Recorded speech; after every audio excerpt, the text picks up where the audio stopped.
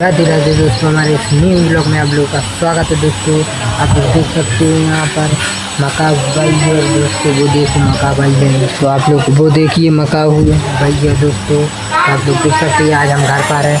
हमारे इस घर का काम लगा था मगर आजकल बंद है, थोड़ी 2 दिनों के लिए बंद है हमारा वो काम, मकान का काम बंद है, इसलिए आज मैं घर पर ही हूँ। ये देखो दोस्तों आज मैं ऐसे बिल्कुल फ्री हूँ। दोस्तों फ्री तो नहीं हूँ, थोड़ा घर पे भी काम है, मेरा घर पे भी काम है ना, घर पे और भी काम लेते हैं, इसलिए मुझे काम तो बहुत है और क्या कर सकते हैं, घूम तो लेंगे क्या ना।